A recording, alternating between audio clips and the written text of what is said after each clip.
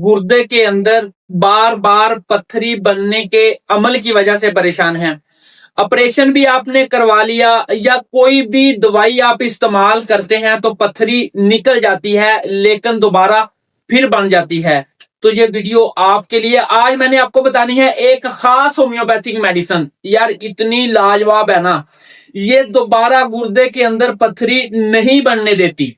दोस्तों साथियों, जिस तरह मैं अक्सर आपको यही कहता हूं कि अगर वजूहात देखकर, अलामात देखकर होम्योपैथिक मेडिसिन का इस्तेमाल किया जाए, पत्थरियों को निकाला जाए तो पत्थरी दोबारा नहीं बनती।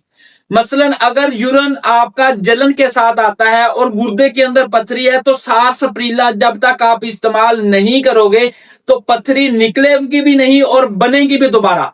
इसी तरह बहुत सारी अद्वियात हैं जो पत्थरी को तोड़ने और निकालने की सलाहियत रखती हैं, लेकिन एक ऐसी होम्योपैथिक मेडिसिन है, वो मेडिसिन है कैलकेरिया रेनिलिस। ये गुर्दे के अंदर बार बार पत्थरी बनने के अमल को रोकती है।